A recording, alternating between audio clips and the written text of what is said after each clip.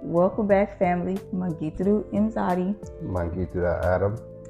And today we want to start off by saying thank you for everyone that has supported us through this journey so far. We have times where we are on YouTube and then we leave and then we come back. If you are a YouTuber or somebody that makes content, you know how rigorous it is, and we have just took the time to really adjust to living here in Gambia, enjoy our life here in Gambia, and deal with different trials and tribulations that we've experienced. But it's made us stronger, and it's giving us a lot of experiences to be able to help the next person. So we're grateful. Today, First, I want to say, make sure you guys please like, comment, and subscribe. Because although, like my wife just said, we haven't been on in the past, 2-3 months, making a video, but we've been seeing the views. We've been seeing you guys' comments. We've been seeing the support. So thank you. We've had people reach out to us, So thank you for all the likes, the comments, sharing us to your friends and family members, because it really helps us. We're not consistent all the time, but I guarantee you guys we're working every day, and anybody who reaches out to us, we respond to you. Right. It's really not a surprise with this video. So many people are talking about it. It's world news at this point. But we really want to talk about how what's going on in the world is a big reason and a big push, we believe, that a lot of the diaspora should focus on leaving the West and coming back home to Africa. Yes. I mean, there's so many reasons, and we've had a lot of videos talking about the cost of living, what it's like living here, our trip from leaving America, where we came from, to coming here. And then when we came here 3 years ago, it was a different atmosphere, right? It was still many good reasons for you to make this transition. But now that we're here living on the ground, we still have family and friends that live in the West. We have family and we have friends that live in UK, these different places. So we see exactly what's going on from every different media outlet, not just what you might just only see from the West or something like that. And guys, everything is getting more expensive. Everything is getting harder to deal with, harder to live in, where it comes from food being more expensive, energy being more expensive, your gas being more expensive. Even the flights to come here now are becoming even more expensive. When me and my wife, when we came, it was $1,000 per ticket. Now you might pay $2,000, you might pay $2,500. And it's not just Gambia, right? It's many other African countries where they're raising the prices to move here. So, I mean, there's a lot of other stuff that's going on too, but I just wanted to start there with just the inflation of how prices are rising right now. Right. So basically, the cost of living versus the stress of America, or the quality of life that you can have here in Africa versus what we as the diaspora or the Africans have in the West. We know that healthcare, we know that basic bills, that childcare, all of these things are expensive before, but now because of certain things that are happening in the world, everything is not only going up, but it's shooting up. So you're not even able to match with the amount of money that you're making to the sudden rise that's happening in the grocery store with your eggs, with your milk, with your butter, with gas. All of these different things affect your quality of life. Whereas in Africa, no matter where you go in Africa, you have the chance. Now, there are some places that are super expensive, like the West. But even still, those places will give you a stress-free peace of mind when it comes to the frequency of that place that you're living in. But generally, you can move to Africa and you can experience a nice life, so to say, whatever you think that is, whether you equate that to how much money you have or whatever. You will have a better life if you move to Africa, because you'll be able to afford certain things. You won't have to worry too much about your living, and you can really sit in yourself because you're not worried about a day-to-day job, 9 to 5. It's so many different things that play into it. You're able to, if you have a family, you're able to actually be with your family. You're able to have those experiences with your children that when you're in the West, they snatch that away from you by forcing you to send your child off to school, which we're not saying anything against school. We personally homeschool, but we've also sent our children to school as well. But you have that option here. It's free. It's more of a freedom here to make certain choices that you just do not have in the West. And even piggybacking off of like the rise in prices, which goes into like your finances and like your bank and your accounts and stuff like that in America, how they're trying to implement programmable money where, you know, they're controlling where you can spend your money and the penalties on access to your money. We have friends in the UK, they're sending us messages about how if you travel more than 5,000 miles, they're going to penalize you, make you pay money. They have universal IDs going right now where they're taking money directly out of people's accounts. And, you know, there's even individuals that are trying to send money to different countries and certain institutions are freezing up their money. So this is not getting better, it's getting worse. And, you know, we always say, whoever we're speaking to, that we try to be the bridge. We try to be the connection to help people to get them from A to B because we're here right now. And when we came, we didn't have the help. You know, we reached out to a lot of people. We didn't have the help that we're trying to actually offer. So we need that as diaspora because, like I said a second ago, things are getting worse right now. They're not getting better. And when you look at your finances, like I tell my wife all the time, unless the money is in your hand, you don't own it. When the bank has your money, you don't own it until you have it actually. And so being here, we've had the opportunity because Gambia is a cash and carry country. You got to have the cash. You know, it's not credit. It's not, you know, any of that other stuff. It is very virtual when it comes to you can send money with Wave and, you know, different, you know, places like that. But it's cash. It's physical currency. So more than likely, you're going to have the money somewhere safe with you, or you might have a few bank accounts, but it's all, you can have bank accounts that are tied just to this country itself, like just to Gambia, where it's not like a good international bank, I would say, but your money in the country is safe. So there's a lot of different aspects to it when it comes to finances that they're buckling down. And so are you going to try to leave once you can't, once the ticket prices are super high, once they check every single account and they say, well, you're trying to leave, so we're going to take your money away from you because you're trying to leave. They can do that, you know, so it's getting really, really crazy. Yeah. And one of the last things that I want to mention in this topic, which is, you know, the cost of living versus the quality of life in the West, is that you do have a real chance and a real opportunity to own land. But just like my husband was saying just now, that window is closing for all of y'all. If you don't get over here now, the window is closing. But we are going to try to inform you as much as we can. And not only, the West is not the only place where prices are rising. Yes, prices are also rising over here. It's slower. It's not as drastic as in the West, but it is happening. So you're facing right now, by not being here, you're facing the problems that you're gonna have in the West already, that you're already having in the West, versus the rising prices over here as well. So get out while you can, not only because we know that, you know, WW3 is coming, but because if you don't get out now and if you don't invest in yourself right now, you will lose the window. Opportunities do come, but they also go. And let me just give you a little perspective on that. Like she's saying, the prices here are changing because it's very economical to live. If you're a single individual, if you're a single individual right now and you're coming here to Gambia, you can survive daily with 600 Dalasi. You can go and get a small breakfast, you can get a decent lunch or dinner, and you can survive off of 600 Dalasi a day, a single individual.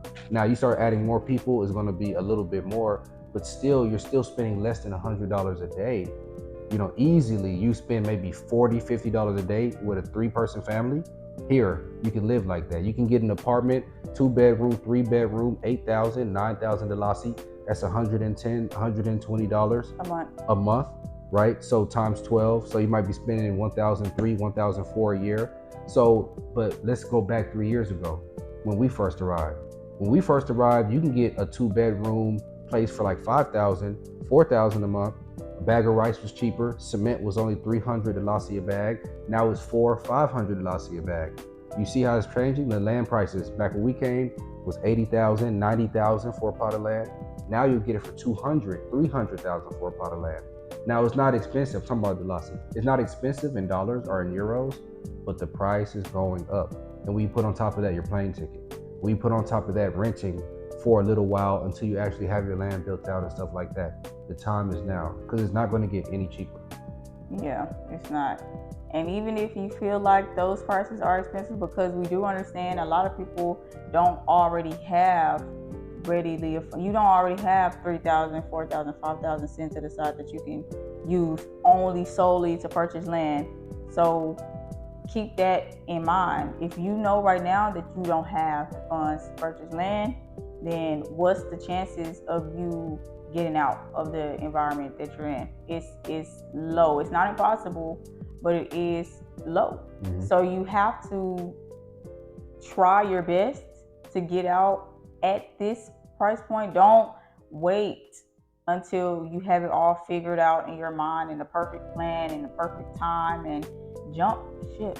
And this kind of goes into, I believe, us as a community reprogramming ourselves before we come here and switching our mindsets. Because a lot of us think when we come here that we got to live closest to the hot center of the city areas and all this stuff like that, where you're going to pay the highest price. There's plenty of beautiful places here that are in Ganjur, that are in Tangi, Tujuring, Bantu, neighboring communities that people can go to and they can get cheaper land prices. You don't need 4 plots, 5 plots, 6 plots. You can get 1 plot of land. It's a good size of land, especially compared to the Western America, what you would get, especially the price wise, for 150, 200,000 Dalasi, and that's roughly $3,000, something like that, for a piece of land that the value is rising. So that's like, you're not going to find that in many places, even African countries. Ghana, prices going up. Nigeria, prices going up. A lot of these African countries are going up because people are realizing the time is now. Yeah.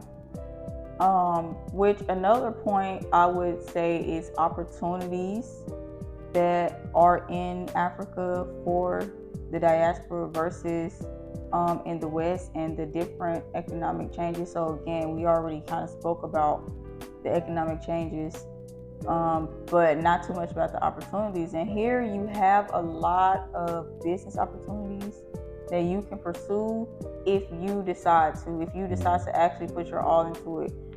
And I want to say that, I want to stress that so much, because we have encountered so many different people that have an idea. We all have these ideas. We all get rich quick scheme. We know how to do, and if this just works for us, then we'll be good. That's nice and that's cool, and it can work for you, but you have to be willing to put in the work. And sometimes the work doesn't look like how you wrote it down on paper. Sometimes the work looks like long days. You out in the sun, you networking with people, you learn the language, you seemingly not making any progress, but you meet a friend and that friend knows a friend. So you really have to be willing to put your all into whatever it is that you're doing. And that does seem like, oh, that's kind of common sense, but a lot of people don't. A lot of people will have the idea, and that's where it stops. Once the motivation, once the I'm here in Africa fades away, and you stuck with the realization that you have to make it on your own. You're not able to depend on the government. You're not able to depend on that 9 to 5 anymore. Once that really hits you, a lot of people, it's too much for them. It's too much for your nervous system, because we're not used to it.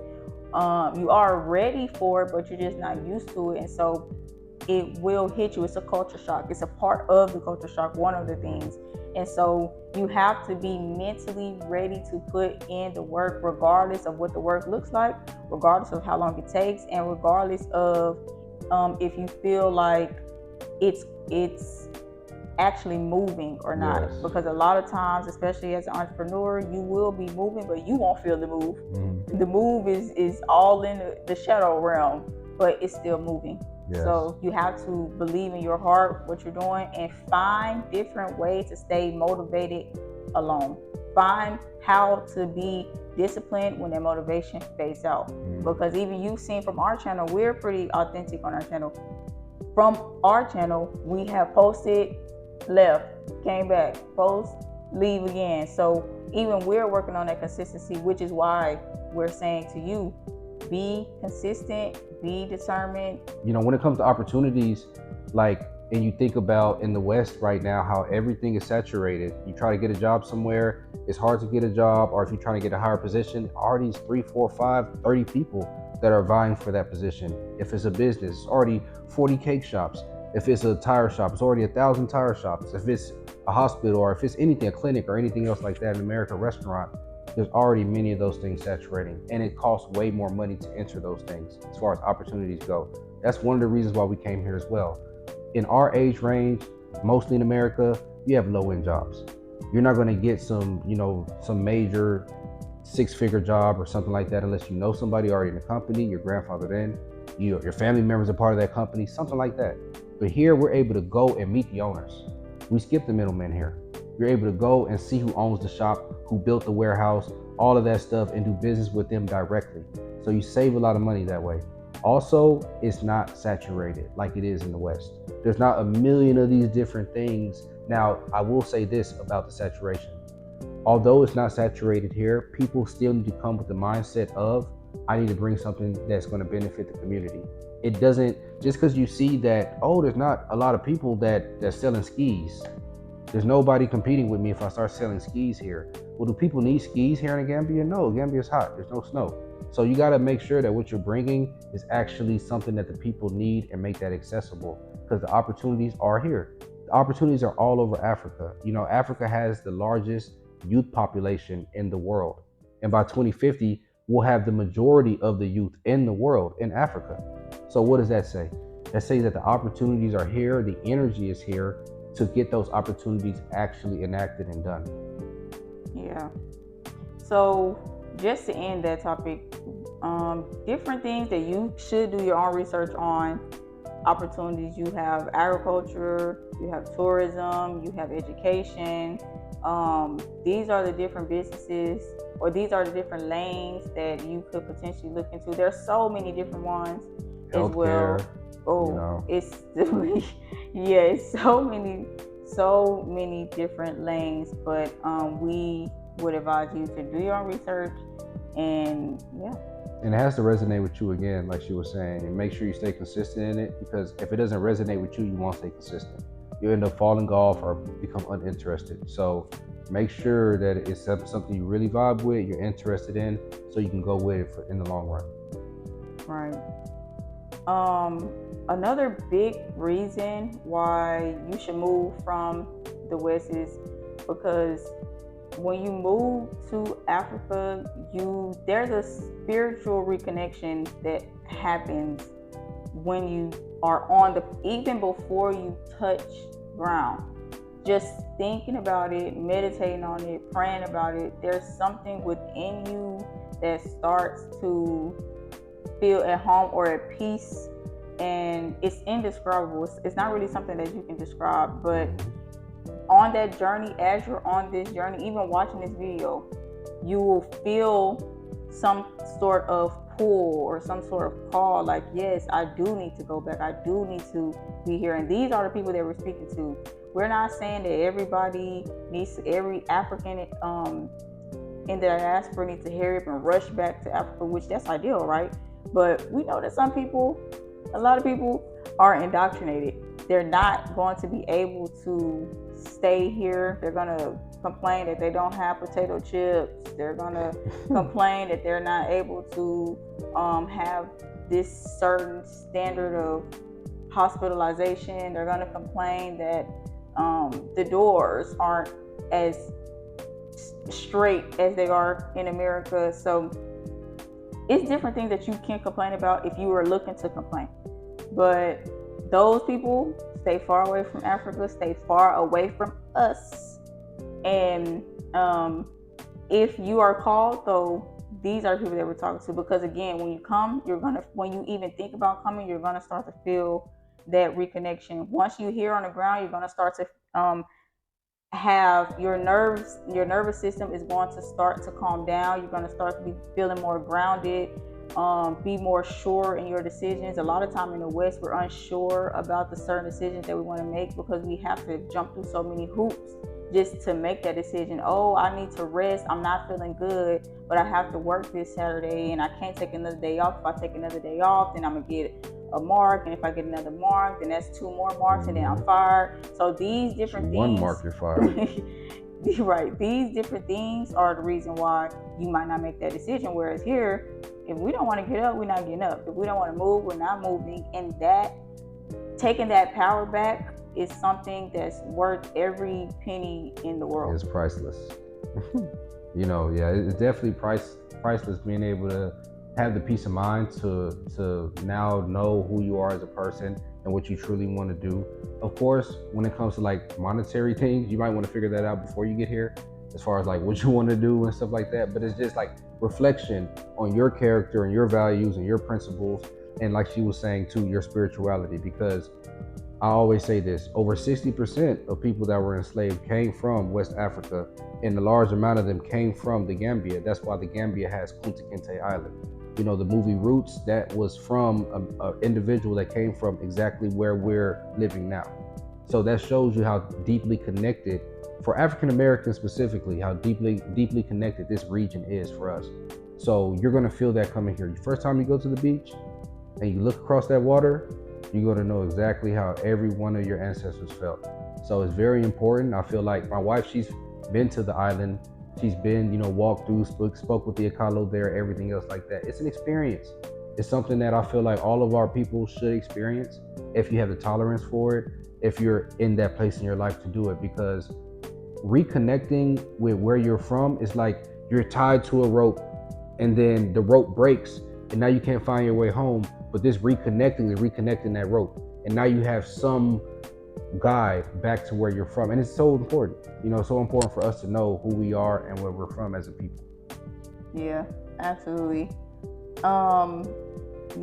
It just, you coming back to Africa will ignite your spirit in a way that, again, we can't really explain it, but you're going to feel a peace that you never really truly felt before. So lastly though, I think that we can end this video off with this topic. A lot of our followers, subscribers, people that stumble across our channel are families. We ourselves are a family. We have 2 beautiful girls that live with us here in Gambia. And raising our children, you as a parent, you will be able to raise your children in such a community-based environment that it will change the way that you even view parenting. A lot of stress from parenting comes from not having the community, not feeling like you have your environment, the community. A lot of reasons why we keep our children indoors 24/7, whether we sending them off to school or they coming back home to their room and they're never really exploring outdoors, is because we lack community. We lack somebody that is going to watch them if they go up the street and around the corner. We lack people that are willing to stop if they're outside fighting, let's say with their cousins or something, and it's an adult just around monitoring them, that making sure that they don't fight or get into something that they're not supposed to be doing. You don't have a community base where your children can go and you don't even know where your child is, but you can go just outside your door, hey, did you see my child? And they can tell you exactly where your child is. We don't have that in America. So that's one plus that you'll have in Africa when as far as raising your children here, because the community is the community culture is so ingrained. Strong. So it's not even a question of, do I help you raise your child? Example, we can be out in a get-together, one of our children can be having a day, and if we don't have either the patience for them at that moment for whatever reason, or we're just juggling too much at a time, some random person that's seeing you and seeing that child is going to speak up. They're going to say something to you, they're going to say something to your child, they're going to try to, and it's never anything negative. It's not like they're popping your child or anything like that. It's always them telling your child to be respectful, to respect their mom, to respect their parent. And sometimes they'll check you as well. If you're kind of lashing out maybe in public, they'll be like, hey, calm down, You know, in America, our favorite phrase for families trying to butt into somebody else's family is mind your business. Yeah, it's no mind your business here. They're, like she's saying, it's no family, like, sense like that, as far as you're in the street and a random person is going to be like, hey, your child, or try to soothe them or give your child money. Here, they give your child money. You give your child candy, you give your child whatever, just to calm the situation down, to help you.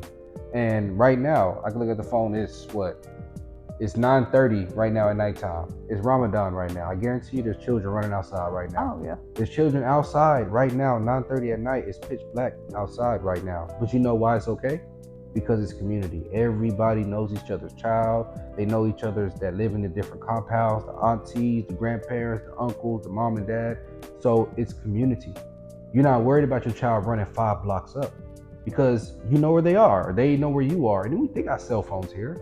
They got, different ways they can call people here. So it's not like they lighten the torch to tell you where your child is. They call if there's an issue or something. So that sense of community is priceless. You cannot get that in the West right now. In fact, community is disintegrating. It's breaking down. It's going from the parents owning houses to the kids owning apartments, and next is homeless. So we don't want that for our children. That's one reason why we came here. I know you don't want that for your families, and that's another reason why Africa is calling you. Yeah, and then on the flip side of that, of course, for a parent, it's great, but also for your child. Mentally, our children become indoctrinated and enslaved as soon as they're born. And when you move them over here and they start to experience the different cultures, the different language, the different behavior, but not only that, they actually get to experience the world. They actually get to experience life, real life, which is being outside, being in the sun, being around nature. Our oldest child just recently said to me that, oh, Mom, can we start to go outside and look at each plant and document each plant that we see? These are things that kids in America are not asking the parents to do. And it's not because they're not curious. It's not because they don't want to. It's not because they're not interested, but they're not exposed to it. They're not able to. You don't have, as a parent, the time to even facilitate that for them. Yeah, they're either asking for the next TikTok dance, and the school is definitely not facilitating that. Because as we know, with the school curriculum, it's just math, science, English, and history. Or they call it social studies if you don't do history. And your electives. They know you going outside and observing the plants. They took away all the wood shop and craft and mechanic. They took away all of that stuff. So it's just your core curriculum, and that's it. So where is the expression? Where's the growth for your child in those ways that lead to that spontaneous genius? So it's all of those things wrapped in combined, like my wife was saying. Yeah. All of those things. Yeah, they become more independent. And also, on another tip, is if you do have a child that they deem or they classify as that has a learning disability, coming to Africa, because that's going to change their environment, it's going to change their diet, it's going to change their you time. That is going to allow, and this is proof that I have from a mom that I have here, that she has a son that has a learning disability, and she says that just coming here has transformed his independence. So just know that you don't have to fear coming to Africa because you feel like it might be too much for your child, it might overwhelm them, it might be too much for you, it might overwhelm you. There's no facilities here. There's schools here many schools that are specifically for children that have learning disabilities, and will help them and guide them. And again, one of the big things is the diet's changing, the environment's changing, their time with you is changing. So all of these different changes also affects your child and how they develop and all these different things. So don't let that deter you from making that move, because that's you have to be a creative. You know, like a lot of this stuff that's necessary, like education, like my wife was saying earlier, if you think that there's not something like that here, you know, here you can't come looking for a job, you come making a business, you create it. That's something that people definitely need. Schools for kids that have extra needs, health centers that cater to Western standards, you know, certain things like that. They have those things here, but it's not so prevalent like the West. So you can definitely come here and start those things, and that's the businesses that we're talking about, that the community really needs, that you'll make money, that will be sustainable, that will be integrated into the community. So don't look at it, like my wife was saying, as, oh, they don't have the chips that I like, or, you know, they don't have the schools that I like to cater for my child, or the food is too. They have everything here, just like they have everything everywhere else. You can find it. You go to a particular store, particular area, you're going to find it. So it's just about you being creative and your willingness to get it done. That's the most important things. Right. But that about wraps the topics that we have for you guys today. We truly are Black people that believe in Black people, and our channel is focused and devoted to assisting individuals that want to move, to invest, or even just to visit Gambia. So make sure that if you guys like this video, you like, comment, and subscribe. Make sure you check out our other videos. Make sure you also go to our website to check out all the services that we have available for you guys. Ebooks. And until next time. Sio kama nimekunywa pombe, nimeokoka lakini urembo wako mama